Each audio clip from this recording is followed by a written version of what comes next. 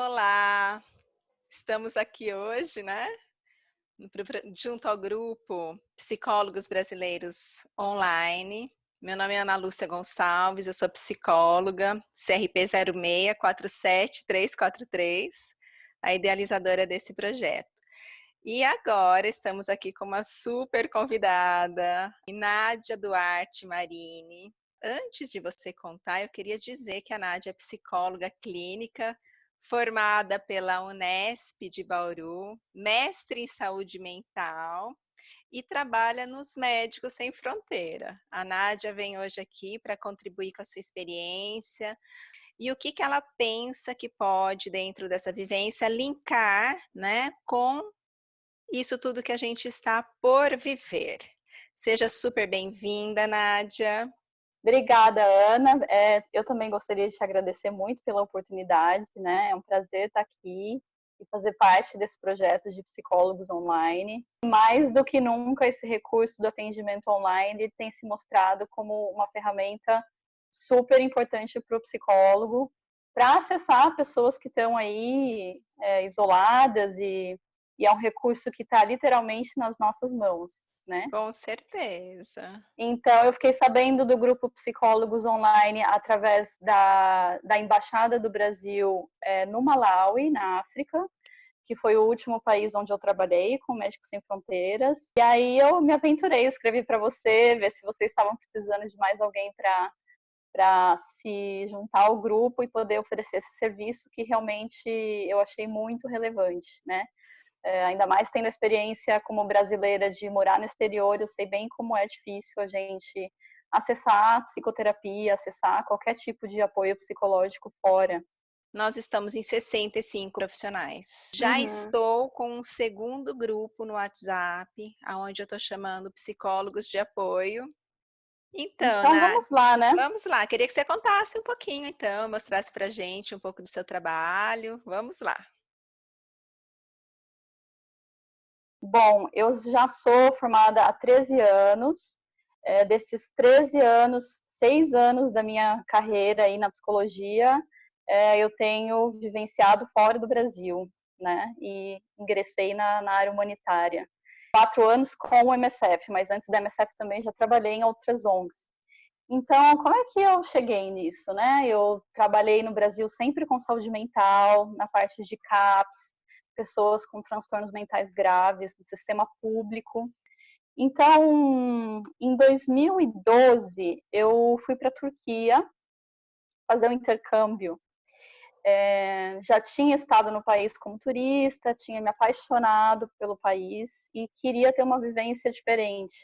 Fui para lá, com a cara e com a coragem. E enquanto eu estava lá, teve um brasileiro que me acolheu muito. Ele morava com alguns rapazes sírios. E naquela época, justamente, foi quando começou a guerra na Síria, né? Estava bem no comecinho ainda a guerra, ninguém nunca tinha ouvido muito falar. Comecei a conversar com esses rapazes e a perguntar o que eles faziam, qual era a situação deles, né? O que tinha acontecido. E 2 dos rapazes, eles eram dentistas formados, e um deles estava muito contente porque ele tinha conseguido um trabalho numa fábrica de massa de tomate no interior da Turquia para trabalhar assim, tipo, 12 horas, receber um salário Nossa. super incompatível com Com a a formação formação dele. dele, Aham, com, sim. né? E aquilo me chamou muita atenção, porque ele estava feliz, mas era aquela felicidade assim de desespero, né? Porque estava numa situação que ele não falava a língua do país, ele não o diploma dele não valia nada ali, então ele precisava sobreviver de algum jeito. Essa coisa me fez pensar muito e olhar para o que estava acontecendo na fronteira, e aí tinham centenas de pessoas atravessando por dia a fronteira da Síria, para buscar alojamento, buscar um lugar seguro, fugir de bombardeio. E foi assim que eu tomei conhecimento dessa situação e tive a oportunidade de ser contratada por uma ONG local para iniciar um pequeno departamento de saúde mental dentro de um centro comunitário para refugiados. Olha.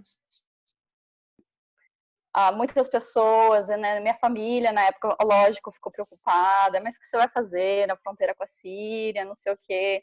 Mas assim, eu queria muito poder ajudar com o mínimo conhecimento que eu tinha, com a vontade que eu tinha de estar ali. Então foi assim, para mim foi um presente, né? Foi um presente ter chegado até lá. Já depois de ter alguma experiência, acabei sendo recrutada pela Médicos Sem Fronteiras, que é onde eu estou até hoje, e comecei a trabalhar com eles lá mesmo, na Turquia. Né? Depois eu vou mostrar um pouquinho para vocês, explicar o papel do psicólogo. Se você, por exemplo, está no meio de um contexto de guerra, onde tem dois lados de um conflito, você não pode escolher prestar assistência médica apenas para um lado e não para o outro. Né? Você não pode ser discriminatório.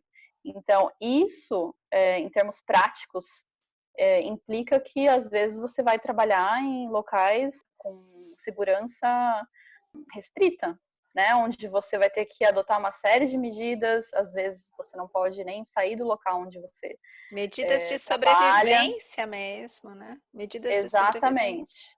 Medidas de isolamento, até que a gente está vivendo esse período aí falando bastante de isolamento, a gente como profissional humanitário, muitas vezes a gente vive esse confinamento por conta do contexto onde a gente está trabalhando, né? Não é um contexto seguro, então você tem que se precaver. Nádia, você comentou que lá no início, né, a família ficava muito preocupada, né? E agora, como está essa história com a família? A família já está mais tranquila em relação ao seu trabalho? Como que A é? família sempre vive altas emoções, eu acho, né? Eles que podem falar melhor, mas não, eles me apoiam muito. Aliás, desde o começo, assim, eu sempre tive muito apoio dos meus pais, da minha família. Lógico que no início foi aquele susto, né? Mas assim, acho que foi uma coisa que a gente foi conversando e construindo juntos, e hoje tá tudo bem, eles me apoiam super. Ah, que graça. A gente tem dois papéis principais. Um é o atendimento direto e o outro é a gestão de atividades, tá? Hoje em dia, no meu trabalho, eu passo, vamos dizer assim, 70% do meu tempo fazendo gestão de atividades. Isso é uma coisa importante também o pessoal saber. 30% apenas em atendimento direto, tá? Até porque eu tenho um papel muito grande em treinar equipes para fazer esse atendimento direto. O que é o atendimento direto? Varia muito também, de acordo com o contexto, mas vai desde primeiros cuidados psicológicos para pessoas que são sobreviventes dos desastres naturais, da tortura, guerra, acolhimento a vítimas de violência sexual e aconselhamento e educação em saúde para pacientes com doenças crônicas, então HIV, o câncer, a tuberculose, né, e outras epidemias também, como foi o caso de Ebola. Já na parte de gestão, a gente contrata e faz gestão de equipe, e fazemos algo também muito importante para a MSF, que é o task shifting. O que significa isso, né? É importante lembrar que muitos países onde a gente vai não tem psicólogo, ou às vezes não tem nem médico. Quem atende a população são técnicos de medicina, né, que é um cargo que nem existe no Brasil, ou muitas vezes um enfermeiro também. Então a gente acaba tendo que treinar esses profissionais não psis para poder fazer uma intervenção psicológica básica. E daí vem o papel dos conselheiros, os próprios enfermeiros, assistente social, quando tem, né, educadores de par, etc. Tá? Vamos mostrar um pouquinho, então, das minhas missões? Seria bem legal. Eu tinha lá uma equipe que contava com um psicólogo. Cadê você aqui, Nádia? Mostra pra gente. Eu tô eu tô lá no cantinho direito, abaixada. Já vi. Agora eu te vi. Essa foi uma atividade que a gente fez com os nossos pacientes com transtornos mentais graves. Então, imagina nessa situação também, esses grupos de pessoas que já tinham um transtorno psíquico antes da guerra, Imagina como é que afeta, né, a vida delas, tendo que migrar para um lugar totalmente diferente, fugir de violência, etc. Então, essa foi uma atividade que a gente fez num parque, uma atividade de integração mesmo, com esses pacientes e os familiares. Fizemos um passeio, foi bem interessante. A gente tinha atendimentos individuais, atendimento em grupo, e, em média, 8 sessões para atendimento a situações de trauma, né? A principal queixa dos refugiados era trauma, né? Vinham de situações muito traumáticas. E também fazíamos acompanhamento psiquiátrico para casos mais graves. Nós não tínhamos o psiquiatra nosso, mas então tínhamos um agente comunitário que acompanhava o paciente até o hospital local, né, onde havia lá o psiquiatra do governo, do Ministério da Saúde turco, tá? Aqui a minha equipe, tenho saudades imensas. Que graça. Aprendi muito com eles, a gente teve realmente uma sinergia ótima. Vou passar aqui para o próximo. Então, eu fiquei nesse local por 2 anos na fronteira turca, né?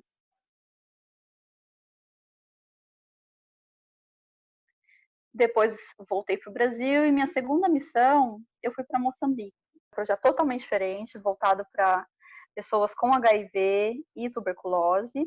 Eu fiquei nesse projeto por 1 ano, de 2017 a 2018.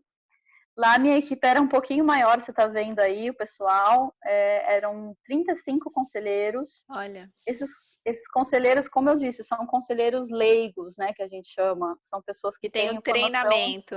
A gente treina e supervisiona diariamente. Tá. E tinha também uma parte do projeto que era voltado para crianças com HIV. Então, esses desenhos que você está vendo no fundo aqui, eles têm uma história muito interessante. Se você conseguir ler, está escrito Caminho da Vida. Tá.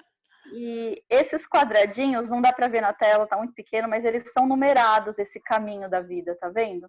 Tô. São numerados. Então, cada dia, cada quadradinho representa um dia no mês na vida daquela criança. E os conselheiros, para estimularem as crianças a aderir à medicação, que elas precisam tomar todos os dias, os antirretrovirais, elas vão pintar um quadradinho por dia. Olha e aí, no isso. fim do mês, quando elas vêm para o atendimento, elas têm que trazer e vão receber uma outra folha para levarem para casa, para pintar em casa, a cada dia que é tomado a medicação. Então, é um trabalho muito sensível dos educadores e dos conselheiros em poder orientar essas crianças e tornar a coisa lúdica, né? Sim. Porque é difícil, como é que você vai explicar a questão de uma doença crônica para uma criança?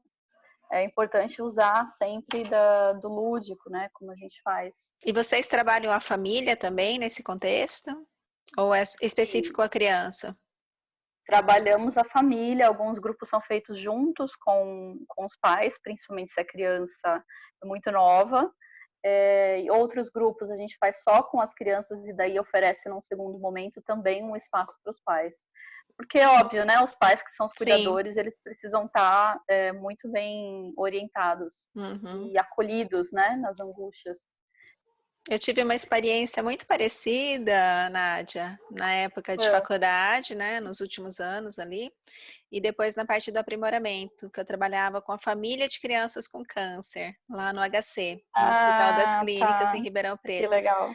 Foi muito uma experiência para a vida, como você mesmo disse, né? A gente não esquece jamais. Para a vida, demais. Aqui vocês veem o supervisor dos conselheiros, o Viola, fazendo uma visita domiciliar na zona rural de Tete, Moçambique, explicando o que é a carga viral, qual a importância da adesão ao medicamento. Então, assim, o atendimento é ali mesmo, é no chão, é onde tem espaço para sentar, não tem muita...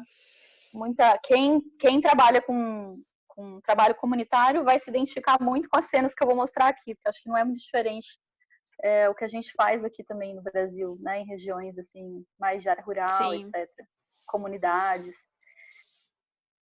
Aqui também a cena de um conselheiro, ele é treinado para realizar o teste rápido do HIV, então tem toda uma parte importante de informação que ele tem que passar para a pessoa e ajudar a pessoa na hora antes do teste, durante o teste e depois do teste.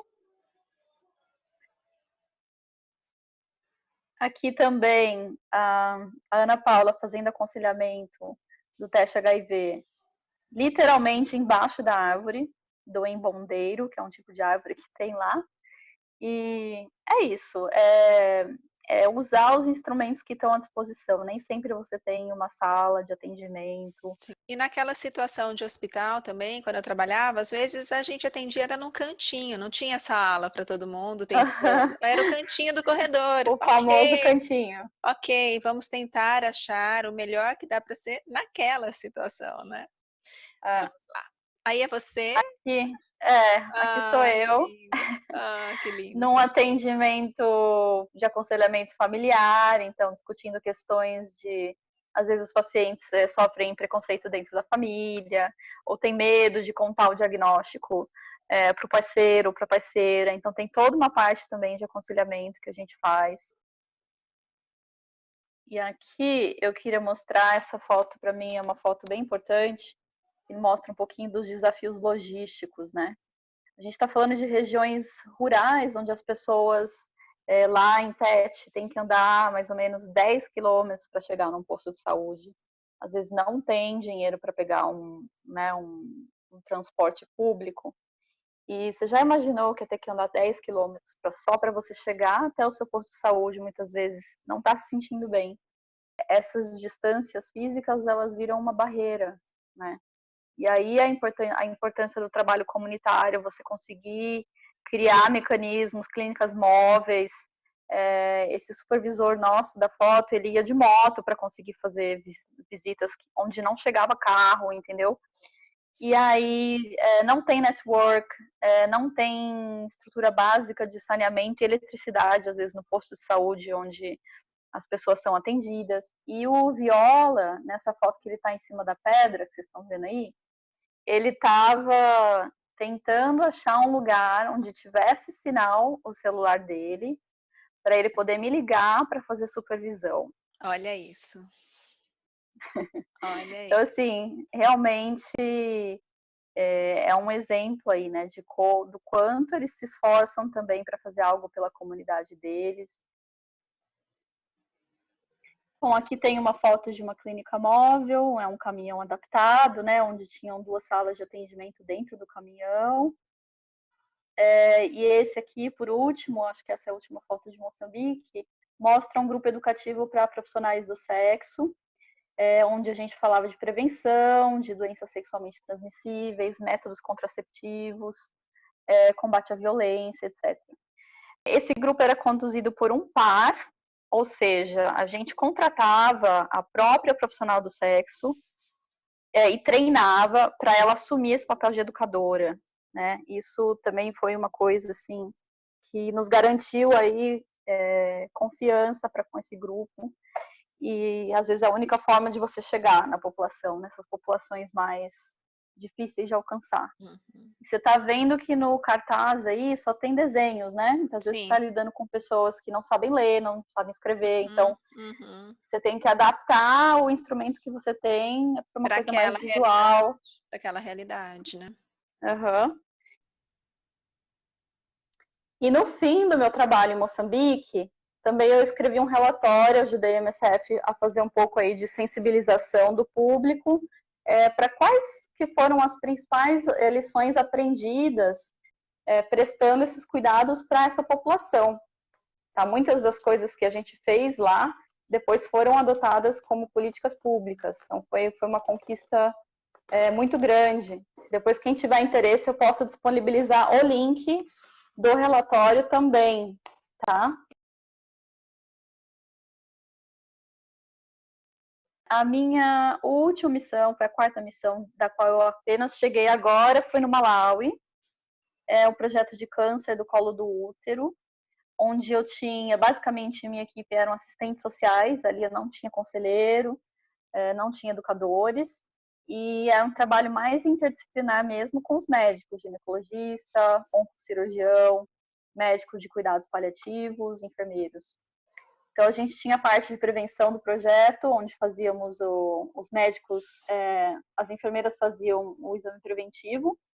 É um exame, Ana, que usa vinagre. Gente. Porque nesses locais não tem Papa Nicolau, querida. Uhum. O famoso Papa Nicolau que a gente está acostumado a fazer todo Sim. ano, e a gente reclama e não sei o quê.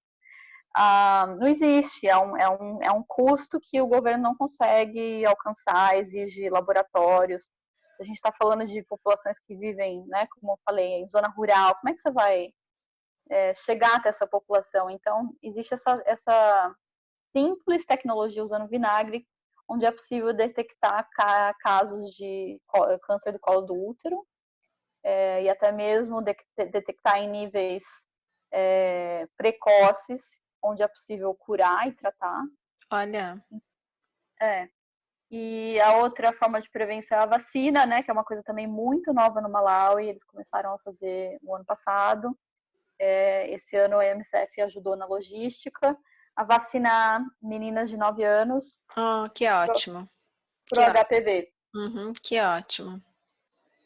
Mas, assim, o Malawi é o país que com a maior incidência de câncer do colo do útero no mundo. Nossa, muita coisa. Então, é uma questão de saúde pública muito séria, né? Muito séria. E a gente estava implementando também cirurgias, etc. A Médicos Sem Fronteiras não é uma organização só de médicos, né? Além dos psicólogos, a gente também tem outros profissionais de logística, engenheiros, profissionais da área de água e saneamento, administrador, responsável por laboratório. Então, temos uma série de profissionais aí que precisam estar na retaguarda para a gente conseguir montar um projeto.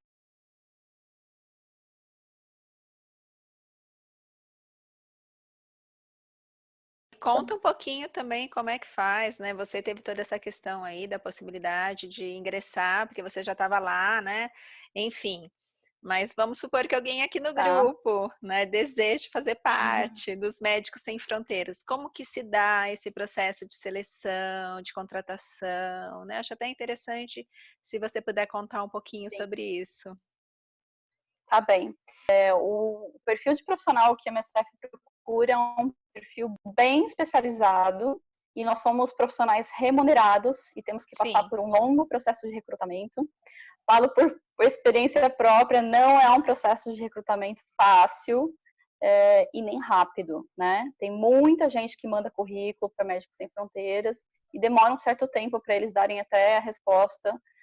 Isso é normal, é esperado, tá? E a questão do inglês e outras línguas, quais são as línguas aí que normalmente se exige? Sim, é um requisito básico, pelo menos ter uma língua fluente, né? Eles geralmente pedem o inglês e o francês. É importante ter experiência em clínica, em gestão de equipe, em saúde mental. Então, o pessoal que trabalha em CAPS é uma experiência que é bem valorizada. Ou seja, não é um trabalho para recém-formados. Tá, acho bem interessante. Obrigada por compartilhar, né? Acho bem Imagina. interessante. E assim, quem tiver interessante, é só entrar no site da MSF, lá tem toda a explicação de como faz para enviar currículo, como é que faz para se candidatar, tudo certinho, né? Nádia, antes de mais nada, queria te parabenizar. Que trabalho incrível. Obrigada. Que vivência maravilhosa. Quanta coragem, né? E você Obrigada. estava contando que você fica aqui no Brasil, né, que está tudo ok, mas que pode ser que em qualquer momento você seja chamada para uma nova missão. É isso. Agora, nesse momento, eu me disponibilizei para a nova missão e eu posso receber um chamado e vamos ver onde será o próximo destino. É sempre essa emoção. Emoção atrás de emoção. Nádia, se você pudesse linkar isso tudo com o que a gente está vivendo em relação ao Covid e ao grupo, que mensagem você deixaria para os psicólogos brasileiros online? Bom, eu deixaria uma mensagem de encorajamento, né? Afinal, a gente está numa época que está todo mundo meio perdido em relação a fazer, são tempos aí que requerem que a gente seja criativo, que a gente pense fora da caixinha, apesar de que o atendimento online não é uma coisa nova, é uma coisa que já vem se falando Sim. há um Eu certo mesma, eu tempo. mesma atendo já faz bastante tempo. Eu atendo Então, online já faz bastante tempo. para quem já tem essa experiência, é um campo confortável, né? Mas eu acho que a gente deve fazer um chamado aí aos outros psicólogos, principalmente quem está nesse momento mais disponível e podendo fazer um atendimento online, acho que é de grande valia, né, Ana? Sim, com Porque toda certeza. as pessoas, como eu falei, podem estar isoladas, não ter acesso fora, mas elas têm celular. Quem tem o privilégio de ter acesso à internet tem um serviço que está aí facilmente disponível. A gente não pode estar lá fisicamente, mas a gente está lá de uma outra forma, né? Uma outra presença. Com toda certeza. Então, eu queria deixar essa mensagem que mesmo psicólogos que, como eu, antes não tinha tanta experiência em atendimento online, acho que é o momento para a gente se abrir a esse novo campo. Acho que é um instrumento para acrescentar em relação àquilo que a gente já tem no nosso repertório. Com Né? certeza. E eu penso também, Nádia, que muitas vezes a gente fala, olha, agora tem o atendimento psicológico online, mas não é só o atendimento psicológico online, tem tantas ações que nós, profissionais da psicologia, podemos fazer, né? Que vão além do atendimento psicológico online, né? Lives, esse Instagram tá uma loucura, né? Tem live atrás de live, enfim, as lives, canais no YouTube, cursos, supervisões online, quer dizer, são tantas as possibilidades. E eu acho que é justamente esse sair fora da caixinha tão necessário que precisa ser praticado aí por nós profissionais. Eu queria deixar Sim, aqui meu enorme abraço para você, Nádia, e agradecer obrigada. muitíssimo. E a gente agora se encontrou, não se descruza nunca mais, né? Não se desgruda tão fácil. Até, gente. Um beijo Tá grande. bem.